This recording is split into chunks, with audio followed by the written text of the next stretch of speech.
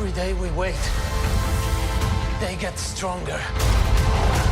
Let's take them by surprise. For the greater good. Call it what you will. Let's call it war. Hello and welcome to Going Rogue, Explosion Network's after show, where we break down and discuss each and every episode of Andor. My name's Stellan Blight. Joining me, Ashley Hopley. Hey Dylan, excited to be here, but just so you know, I'm on Rhino. Are you? I'm burning on the inside. Oh, okay, right. A lot of drug use. There is a lot of drug use in this show. This series is going places we never thought we would go with Star Wars. Just hitting everything, every adult topic it possibly can. Mm-hmm. It really is. So this week discussing the next 3 episodes. Episode 4, Ever Been to Ghorman. Episode 5, already halfway through, everywhere. Yeah, it's crazy. And episode 6, What a Festive Evening. Before we get to a bit more of a breakdown of each of those, overall thoughts, next 3 episodes, the next arc, whatever you want to call it.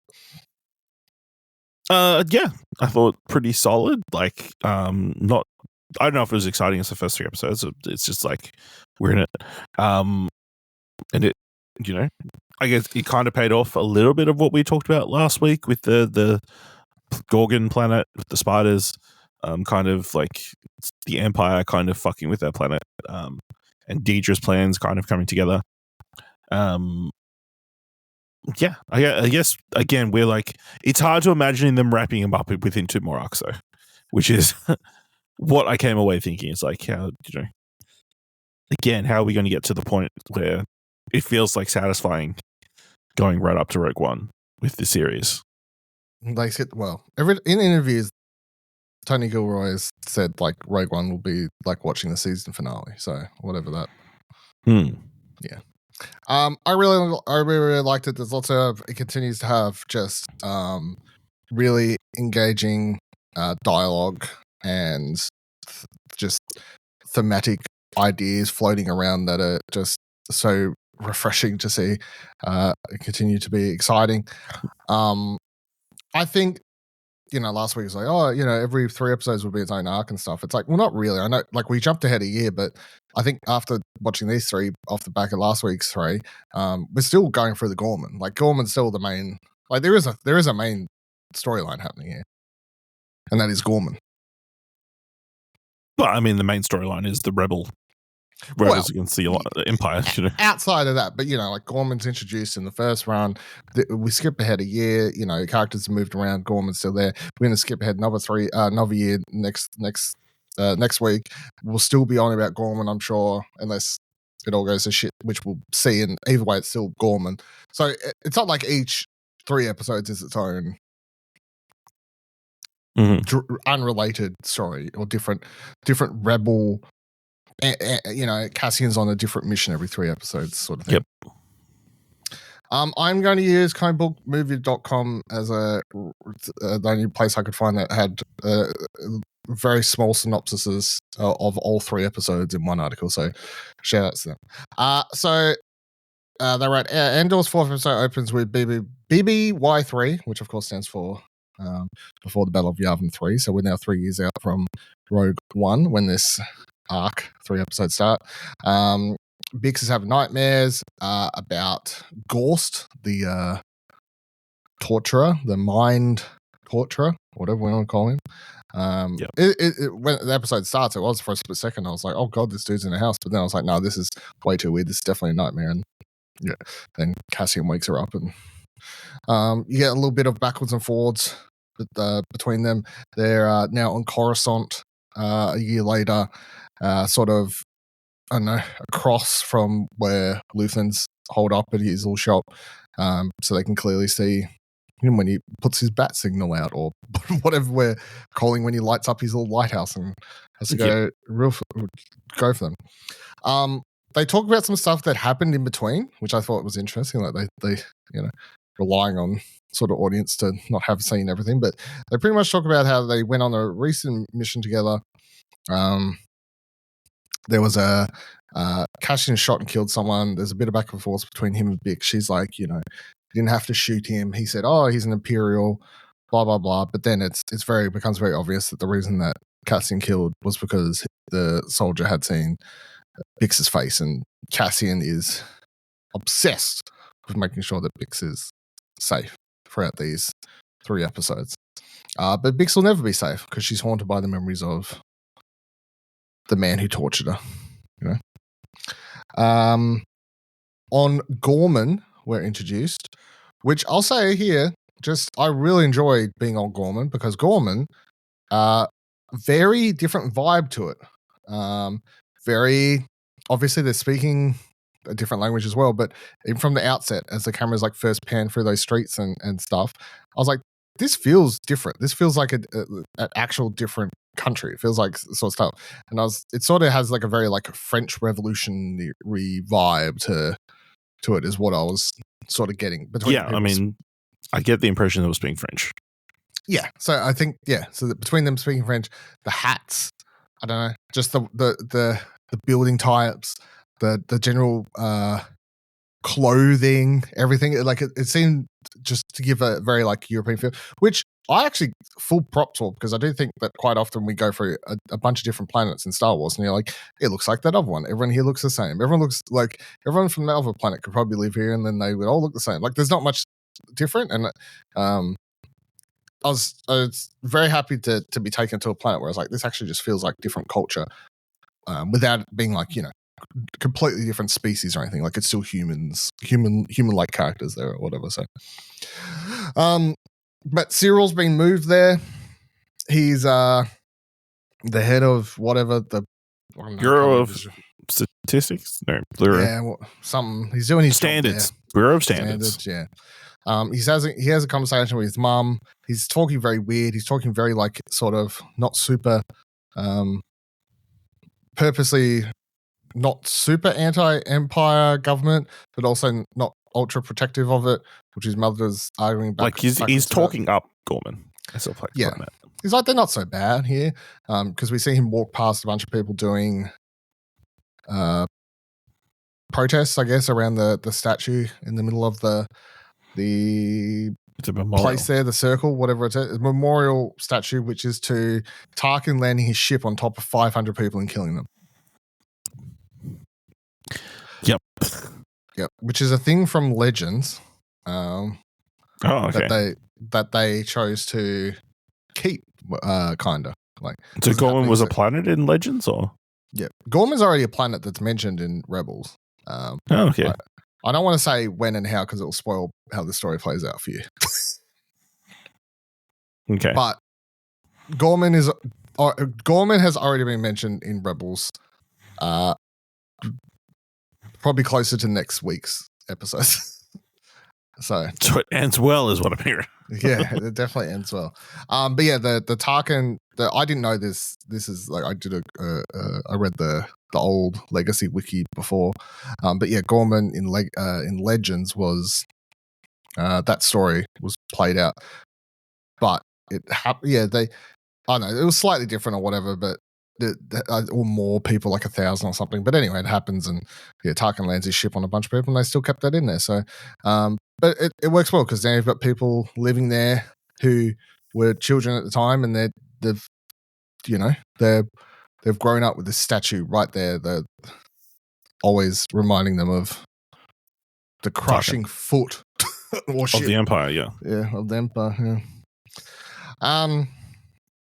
Yeah, so we quickly learn that Cyril's basically been planted there to help push the rebels to do something. Infiltrate the local rebellion.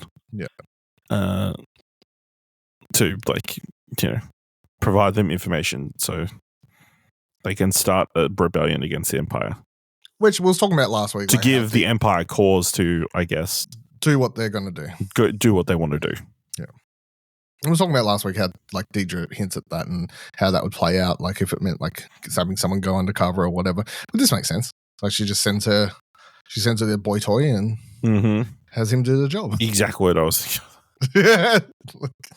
And yeah, gets it right. I there's a lot of subtleties here again that just makes it seem like Gilroy was writing this a lot closer to how we are now, but it's just because a lot of it's relevant. Like his mum is literally speaking like she's watching Fox News and like repeating the mantra of I've been watching she says like the Imperial something or other. Yeah, I mean he literally said you've been watching too much Imperial news. Yeah. Yeah. It's literally Fox News, but Star Wars. Yeah. Yeah, they're saying those Ghormans, they're not good. They're not very nice people. They're not very nice. You know? They're eating the cats. Nasty. They're eating the dogs. Yes. Those Ghormans are eating the cats. They're eating the dogs. They're not very nice feeding them people. to spiders. Yeah. The spiders are coming for your jobs. Cyril is there invited to this like secret meeting though, where the very small fledglings of what would they're trying to make a rebellion for the Ghorman planet is going on. He plays good to be like sort of naive, but not ultra like, yeah, I'll do anything you want, because that would be very sus. But like, I don't think I could do that, or yeah, I could probably do that. I think that's allowed. You know, they ask questions like, surely you could do that, Imperial. That's not legal. And he's like, no, it's not legal. Like he does a good job at playing it on the line where it's he is incredibly competent in these episodes, which goes against everything we've seen so far. Mm-hmm. Deidre's doing a really good job bringing him up, proving the man. Yeah, it's true. Also in this episode, we saw Gerrera reintroduced back into season 2 for the first time. Forrest Whitaker's playing the character a little bit more crazy, closer to that Rogue One timeline that we get to see. Which, full props to him. He's done a good job at playing that character at different stages of craziness. His sanity, I think. Yeah. You know? So Wilmon's now with him, or young Will, or whatever we want to call him, the from last week's runs of episodes. Wait, so that's the kid that was with Bix and and got everybody killed by going after the girl he loved? Correct. I didn't realize. I believe so, unless I'm quick Google says he worked his part at Ferrex. Yeah, no, Wilmon, that is him. Yeah, that's him. Yeah. You weren't like wondering this whole time, who the fuck's this kid? Like, I just thought it was just some random guy who knew how to do the engine thing. No, sorry, we're continuing that. We're continuing with that character. So I was wondering, I'm like, wow, they really abandoned that kid. Like, no, keep him going. Gets old mate Brasso killed and got blamed. So a year later, he's been picked up by Saw Gerrera's men, and he's teaching one of them how to set up a rhydonium bomb. Which requires very precise and quick thinking to do, and you have to memorize all these different codes. So many variations. Stuff. Yeah, of stuff that goes in. And then the episode ends with Luthen meeting with Lonnie, who's the undercover agent from last season that we haven't seen. There's a lot of characters that pop up in these three episodes that I haven't seen for a while, to be honest. But he pops back up. Actually, he has obviously before this where he is in the meeting. And again, very on the nose, what I found very funny.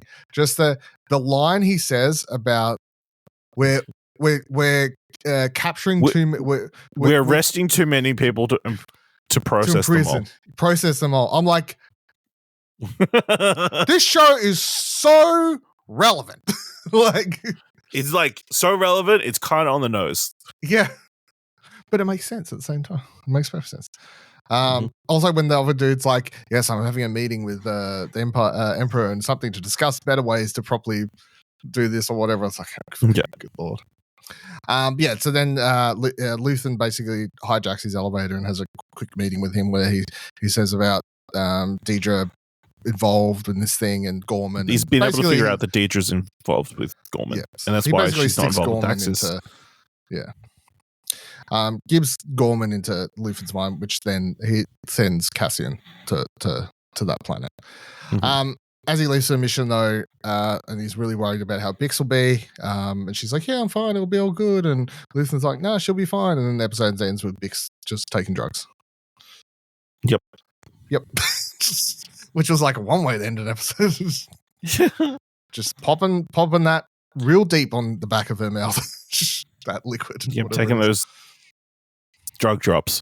I can't remember what they called it, if they did call it something, but I don't think they called it anything. It was just like, or maybe Luthen said it was something when he found it. Stop taking the naughty water. Next episode, I have friends everywhere, which is said about 5 minutes into the episode. So ISP show up at Cyril's office at the start of the episode. He does Cyril does a quite good job at playing this whole thing up of, oh my god, the ISB, how dare they, like kicks and screams and makes a big fuss over it to again play up how he could side with the rebels and whatnot. And then that night when he leaves the girl and her father and whatever meet him at his doorstep, and you know, we could team up to stop the ISB. They make it not about the Emperor or the Imperials. They very like it's a, you know, it's not about the Imperials or the Emperor or anything like that. It's just the ISB. They're trying to. Well, they found his file and they've discovered that he was fired by the ISB, so they believe he's got a grudge against them. So they're trying to use that, you know, to their advantage. And he plays along with it well, I guess. We are then introduced to the other problem, which is, or Luthen's problem in this episode, which is that Davos Skolden, who got gifted that big statue and had the wedding for his son. Mon Mothma's in-laws. Mon Mothma's in-laws is probably a quicker way to say that. He discovered that one of his pieces in his collection is a fake, not one that Luthen's given him, but because of that, he wants to have everything reevaluated in his art room, which means that they'll probably discover that Luthen has a sound mic secret recording device on the one that he gave to them at the wedding thing last week. Like previously, not at the wedding. Was it previously? Okay. Yeah, because obviously the big thing he got them last week was that. Oh, that's right. It was that big thing, but that was for the kids. So that's right. Yeah, I forgot about that actually.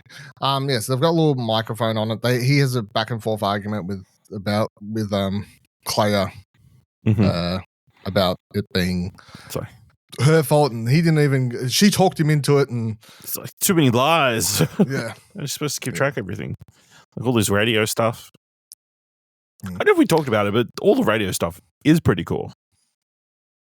Like the whole hidden desk, and then like all the different channels, like, you know, that they're tuning into all the time.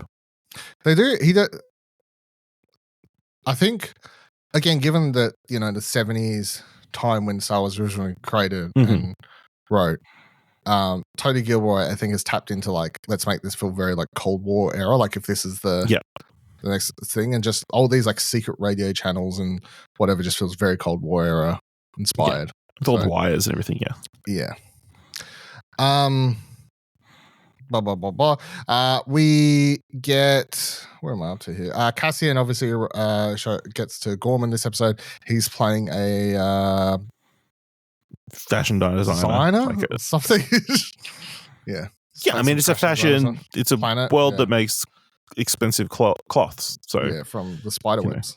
Yeah, so it makes sense that a fashion designer would want to come to the planet. Yeah. And like it's really cool because obviously it's like almost Mission Impossible style. Like he gets a earpiece and like he explains his cover and backstory and everything on his way to Ghorman. Which I thought was interesting. Then they have a little and then they have like a secret code when he gets there, which is what the line said. Someone like, you know, says blah blah blah, and it's I have friends everywhere, and yeah, all that sort of stuff. He basically meets with I can't remember the girl's name and I don't have it in front of me, but he meets with the daughter of the head of the dude, the would-be head of this the Ghorman front. Yeah, the Ghorman front. And he quickly assesses them to be impatient, trying to rush things, have waited too long to have done anything, considering as we see as he's walking across the courtyard at one point. It looks the wall base that they're building. Yeah, it looks like it's basically done. Yeah. And he is right. He's like, you know, why the hell have you waited this long to Yeah. to do anything? Like, why are we? And what you want to do about it is possible, but it will achieve nothing. You know, other than showing your hand a bit that there is some sort of rebellion forming here. So he leaves, gets picked up by Luthen. I do find it very amusing that Andor is on this planet the literal day that old mate Cyril goes back to Coruscant. They do a quite good job at separating those characters, but in a way that makes like you it doesn't seem too just narratively, of course. Like it works. It's fine. It works because he had to go see his mother one last. He's court mandated. Yeah, his teacher mandated mother visits. Yeah. Also, when Deidre and Cyril get reunited, like a little I was about to say if we go, Cyril goes back to Coruscant. Obviously, has a little meeting with where they kick everyone out of the ISB out and pretend it's like a scan thing. That's how deep covered this goes. He gives them the intel. Then he says, "This is the greatest day of my life." Also, and then they have their little freaky sex on. No, well, they'd had their freaky before that. Yeah, earlier when she gets back to the apartment, she says, "Turn off all the lights." Yeah, I have 1 hour. That's all. So turn off the lights. 1 hour. I can't believe you had someone tag me. Turn off the lights. I don't even want to imagine. They just sat there in the dark. They seemed the type. Yeah. Or they're just banging non-stop. They were banging, but they're like, we just can't look at each other while doing it. Yeah. I can't maintain. I don't want to see. I don't want to see you. I don't want to see you at all. I just want to do the thing. Yeah. Yeah. Which makes it. This is the best day of my life. Funny. Yeah, he got laid and he gets Yeah, I like to see you happy. Good for him. Does visit his mum as well though. Gives her a spider. Gives her a spider. Mum's like, "Oh, this spider's just like you." It's fucking never, like whatever she says, but basically shit talks to the son some more, which is breaking her agreement. Yep, good stuff. She's just gonna come down. Saw Gerrera storyline. Wilmon finishes training the other dude. The dude goes and Saw what to do. Saw implies that he's going to kill Wilmon because he doesn't need to be trained anymore. The dude seems to like try and talk him out of that, and then says he needs to know the exact place where they're going to do it so he can memorize the one coordinates. Saw gives him some address, and then we kind of head to this other scene where it seems like Saw's going to shoot Wilmon because the other dude says he knows how to do it now, but he actually shoots him and reveals that he was a traitor that given this information to the Empire, and somehow Saw figured this all out, which is all part of his plan to, of course, send the Empire to the other side of the galaxy while they go do what they're about to go do. Yep. Yeah. So he's heavily recruiting Wilmon to be part of his extremist group, which we know are extremists based on what we've been told previously in the series. Yeah, they call them Saw Gerrera's. What do they call? Yeah, because obviously Saw's group is like absent from the general larger rebellion. So I'll be interested to see if that's like something that we pick up next week. I presume so. Yeah, surely. At least, yeah. We still haven't seen how he gets his body more fucked up, unless it's just from huffing. It could be from the rhydonium. Rhydonium stuff. Yeah, just breathing it in, like a weirdo. Mm. Also, I circling back to the Cassian, Luthen like fight. Oh, well, that's episode 6. I haven't got the. No, about not, saying the planet's no good. Don't work with the Ghorman front. Yeah, that's the start of episode 6, isn't it? The start of this or end of this? No, start. Of this. No, okay. At least based on notes I've got. So. Well, let's go to that then. Let's go to episode 6, which is titled "What a Festive Evening."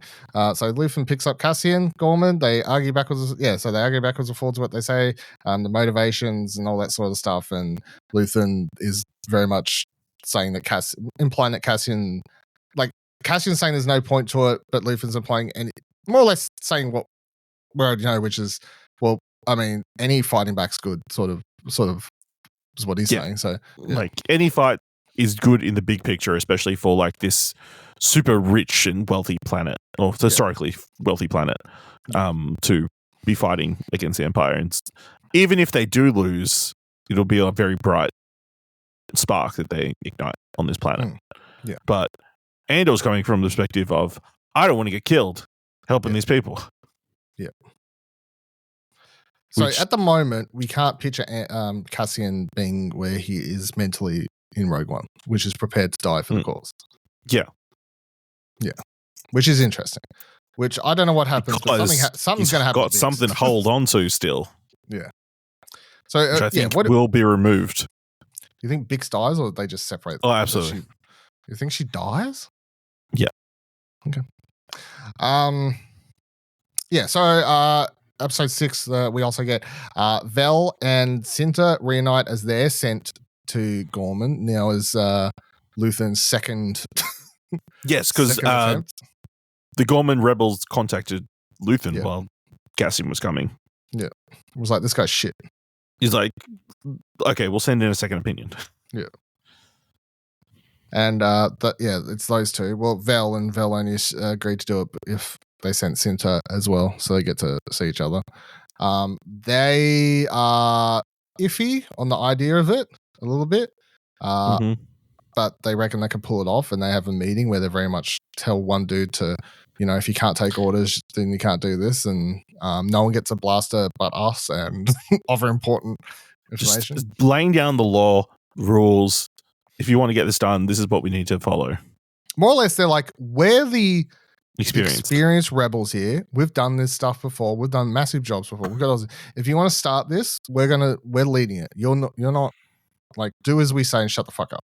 More or less, and that goes well, as we'll see shortly. Yeah. Oh dear. When Cassian gets back to the planet as well, he reunites with Bix. She's not laying on the ground watching shitty reality TV like she was in the last episode, but she's like cleaned up the place a little bit. She's got flowers on the thing now, so it looks like she's fine, but we all know she's not. And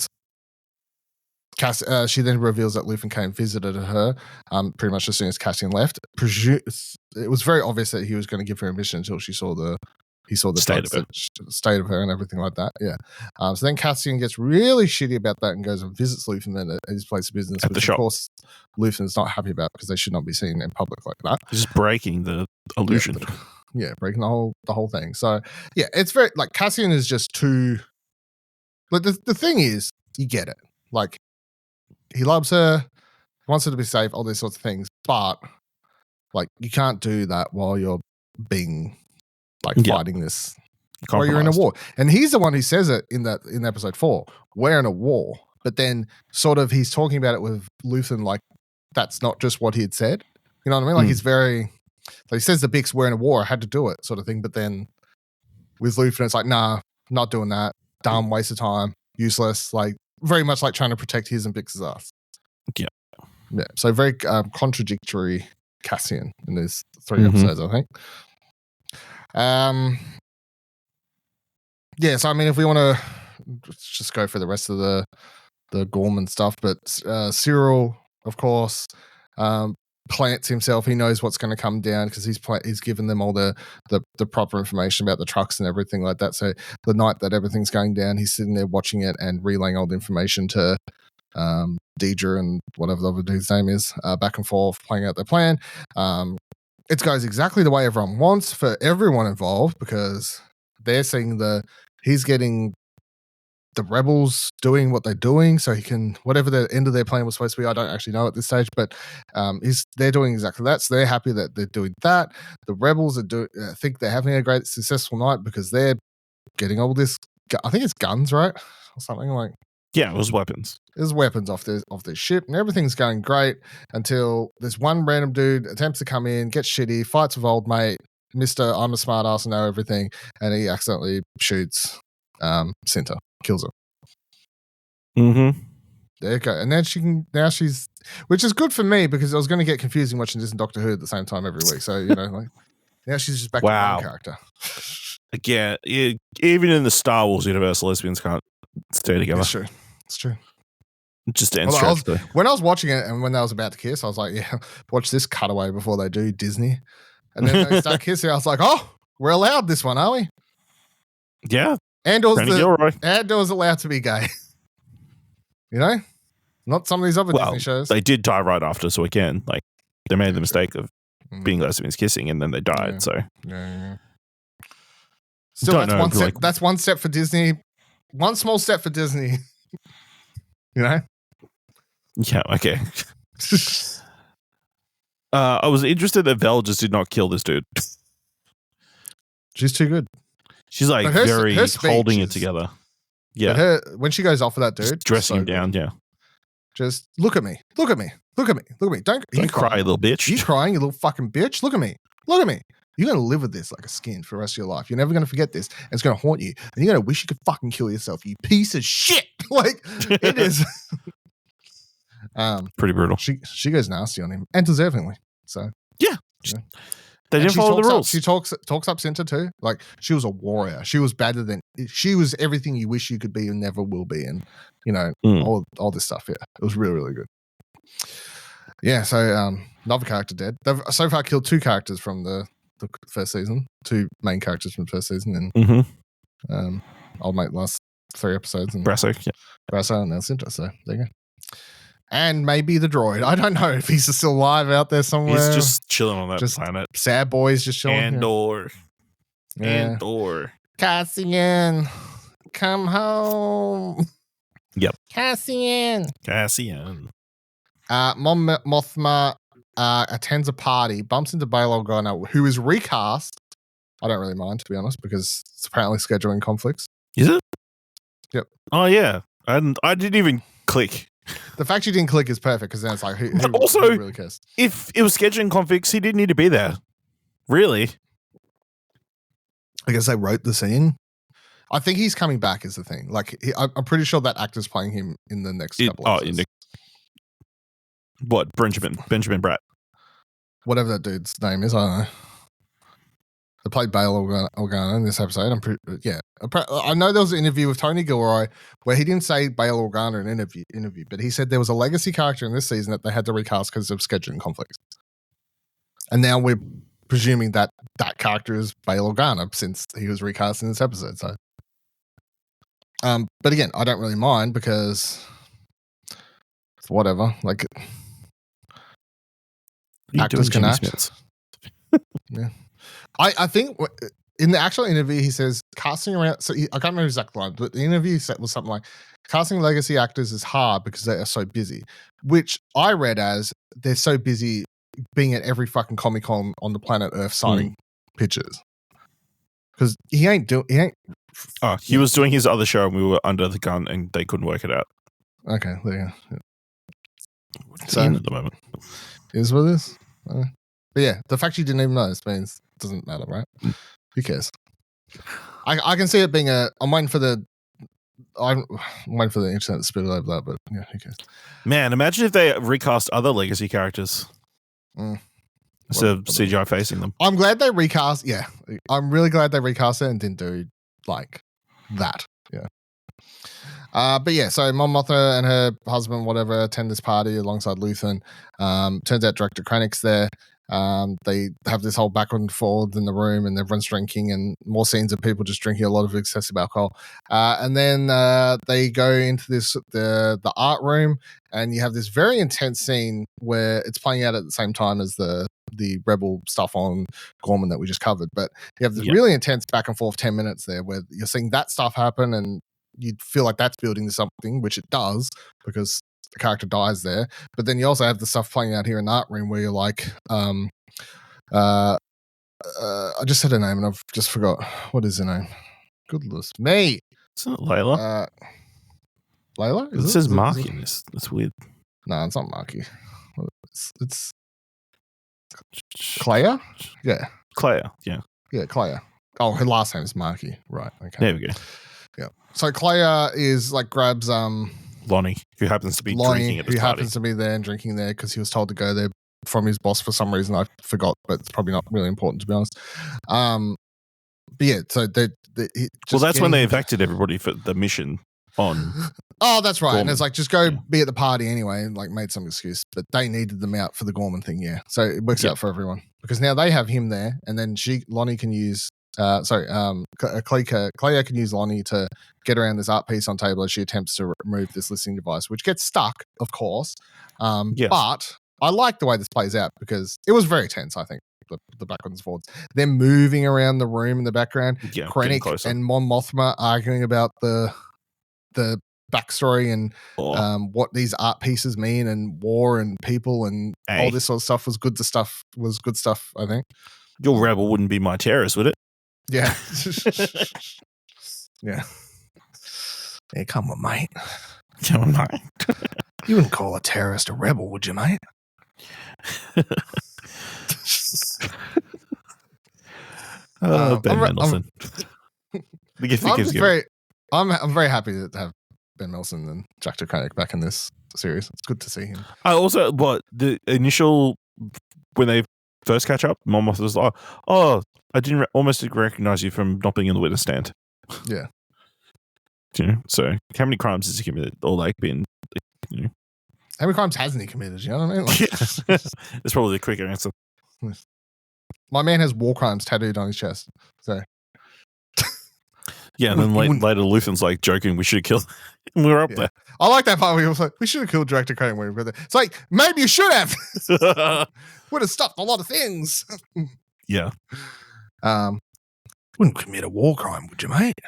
Nah. Wouldn't commit a war crime during World War III, would you, mate? Mate. Would you, mate? Yeah, so all that, it's very tense, it's very good. Her hand starts bleeding at some stage there. She's like trying to pull out. She's trying to twist this device. device. She's very fucking trying. But then I think the other detail I appreciated is the fact that she's like, we'll be questioned on this later, so you better be listening. And she's telling the actual backstory of this art piece and says that Luthen will tell them that it's this art piece that she's very attached to.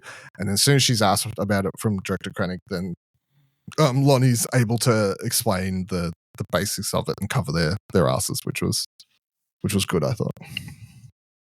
Yeah, I mean, she could have jumped in and explained it. It's like he didn't need to, but it sells the story if he does. It does sell the story if she's like, yeah. And she gives him a little look like, "Fucking go now! Like, say something. Yep. Feel free to jump in." Mm-hmm. And then at the end of this episode, we get, which I wasn't sure if it was a dream sequence or not at first, which I think is sort of the point. But we see old torturing face Gough in a Imperial facility of some sort on Coruscant there. Bix is waiting in the corner, straps him to the chair, hooks him up to his all torture devices, and leaves him basically to fry his mind at the behest of his own toys. Yes. And then she meets up with Cassian downstairs and they blow the place up. Well, the key thing here is obviously, I think it was like maybe even the first episode they talked about Gough, them, the other factions with the Empire discovering Gough, about Gough's techniques and that kind of stuff, and he's going to become more mainstream or whatever. He's going to be more widely used. Which I feel like we've never seen him in this, and maybe it implies that his techniques become those little torture droids that they have a couple of years from now. Maybe. The ones they bring in, I don't know. But also, like, they destroyed all that stuff, so they have to kind of take more time, like, piecing it back together. Again, probably a thing Lonnie mentioned to Luthen, you would assume. So, yeah, I mean, after... But also potentially sets her free finally, hopefully. Like, you get your revenge, you're free, you don't need to be worried about him anymore. Hopefully she's back to somewhat normal. Yeah. Which we want her to be strong again, It does make me wonder if she will actually die, because it feels weird to do that and then kill her. She doesn't have to die. They could come to agreement that it's best for her to go live a normal life and be safe if they have some way to do that. Okay. And then Cassian I'm just saying, like, there is the tragic story of this. There is the slightest chance that she doesn't die. Of course, it makes more sense that they just kill everyone that we don't see in Rogue One, and that's sort of what's been happening so far, but it doesn't have to go that way. Do you reckon Luthen makes it to the end of the season? No, Luthen's dead. No fucking way. Luthen is not seen anywhere ever again outside this. Well, that's because this is the first thing he's been introduced in. So yeah, so he's dying at the end of it. no, so then they win, they defeat the Empire, and he's he goes and lives a happy life somewhere else. Sure. No, he's dying. I like how you're trying to fight for him living, but Bix, you're like, there's no way she dies. Not Luthen, who's like the leader of this sect of the rebellion. Yeah. The only other thing I just remembered that I wanted to bring up is the first, which I just remembered, the first episode that we're introduced to Saw Gerrera on, Dakar, that's the planet where Leia sets up the resistance in The Force Awakens. Oh. I don't know if you recognize it or not, but Not really, but it did look similar to imagery of the rebel planets we've seen before. yeah, so that it's the same planet. I think it's Dakar or Dakar. It comes up on the screen, and then as soon as it came up and the camera like showed that pretty much the same shot you see the first, like a very similar shot that you see in Force Awakens as well. But of course, that planet, that's the one that they're then escaping from at the start of The Last Jedi when they're leaving and stuff. But yeah, yeah. Anything else from these 3 episodes? No, I think we hit most of it. I think it's interesting. Like, obviously, we still got to deal with all the political stuff with Mon Mothma and like her and her partner, like trying to figure out how to get to visit all these parties for all these political people. Again, there's so much because it's 3 episodes. This is my biggest fucking problem with this. We're halfway through the show already, and I keep missing things. There's that scene where Mon Mothma is in the attendance at Coruscant, obviously, and it is literally after she's had this backwards and forwards with people trying to. She's trying to get this vote through. She's trying to get this vote for it, and all this sort of, and everyone's just more or less like cock blocking her, and just saying, you know what, let's just give up at this point. There's no point. Like it's too. There's no point in fighting for anything and all this. Again, not at all relevant to anything that happens in the real world. But then when she goes into that scene and watches some of a politician just more or less say, yeah, like it makes perfect sense that when A New Hope starts and it's like the Empire is like he tears down during A New Hope is when the Emperor like defuncts the I can't remember the name of it now, but the Senate. The Senate, sorry. Yeah, he gets rid of the Senate. But you sort of see that happening in this scene because you already have a dude who's just like, yeah, the Empire, yeah, I've got no opinions, everything, like whatever, you know. You can see how in a couple of years from now, if everyone's like that he just like has complete pushover power because no one's fighting him on anything. Yeah. No one's fighting him on any policies, no nothing. It's just all the Emperor at that point, and he just defuncts the Senate. It makes sense. Yeah. And that's pretty much what Trump's doing currently. Yeah. I tell you what, I hope after this they get someone to do like a West Wing show of Mon Mothma trying to get the government back up and running. It's so bad because the politics stuff in Star Wars is weird, good shit, but it's also the stuff that people don't want. They just want space laser swords and stuff. Anyway, that'll do it for this week's episode of Going Rogue, where it was just, again, there was a lot to discuss, and the downside of doing these podcasts is we're just going to keep missing stuff. It's just, but it is really good. I'm really enjoying the show, and of course, excited to be here talking about another 3 episodes next week, where I know I said it last week, but I assume K2S. Like, unless he's going to show up hopefully in the last. The way they talked in Rogue One is like they'd been together for a while. Years. Yeah. So it wouldn't make sense for him to show up in the last 3 episodes because then we're presumably just only 12 months ahead of Rogue One. That doesn't make sense. So, yeah. So nonetheless, until next week, of course, check out explosionhour.com for all the other great stuff over there in podcast you can check out there as well. Follow us on Blue Sky at Explosion Network there as well.